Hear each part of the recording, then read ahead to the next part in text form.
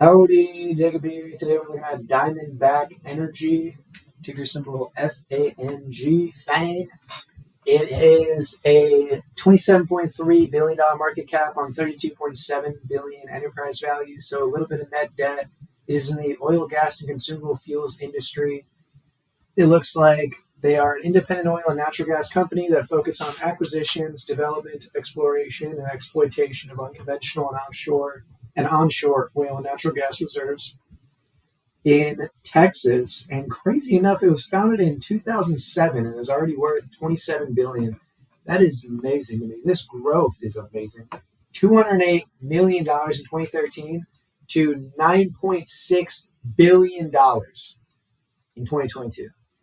But everything looks way better. Return on invested capital went from mid to high single digits to low double digits, it looks like.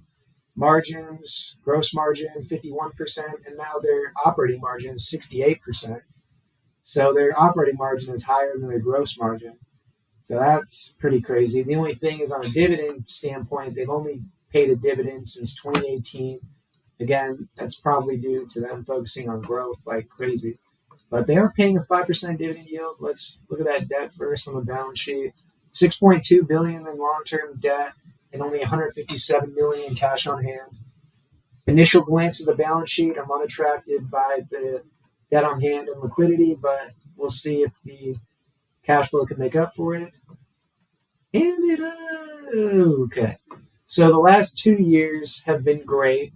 $2.8 billion in free cash flow in 2022, $1.6 billion in 2021. But before that, 2018, negative $2 billion, 2019, negative $1 billion, and then 2020, relatively flat, about $74 million. Literally $74 million in free cash flow compared to their $30 billion market cap. So crazy. But their aggregate payout on the dividend is $1.2 billion. This is going to be tough because they've grown so much that their business from 5 years ago isn't really their business today. And it's also interesting to see that their capital expenditures are relatively flat over a 5-year period, but their cash from operations is 400%, 4 times actually. So that's interesting to see. But I think, before I do that, their other use of cash, a little bit of debt repayments recently, and then stock repurchases recently. A little bit of acquisitions, but heavy amount going towards that dividend. Even on a 12-month rolling average, we're looking at a payout of greater than 100%. So I'm definitely going to be, me being conservative, I'm definitely going to be cutting that dividend down. Let's say I cut it in half to $600 million.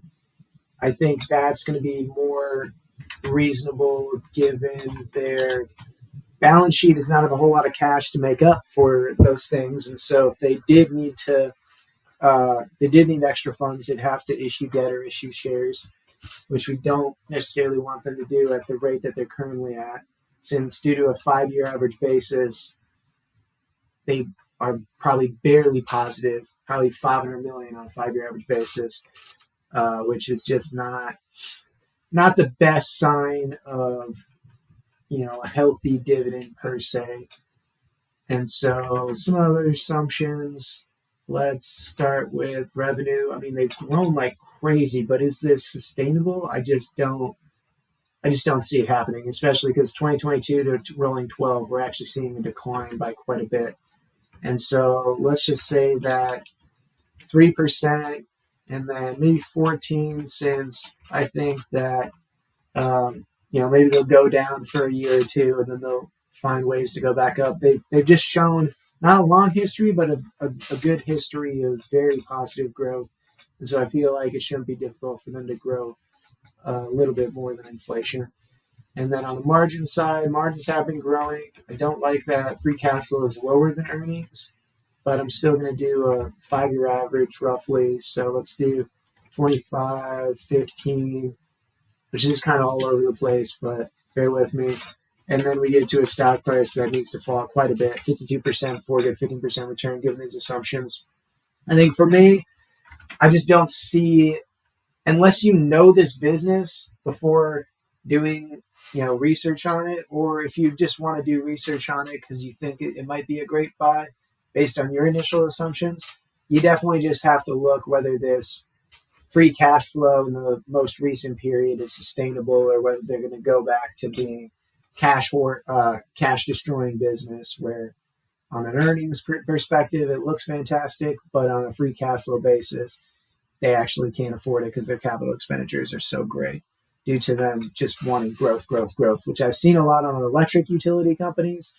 But there's a chance that this might be similar. And so for me, I'm just waiting until it gets to a price that I do want to do more research at, where it is not at that price right now. So hopefully everyone enjoyed the video and has a great rest of the day. Thank you.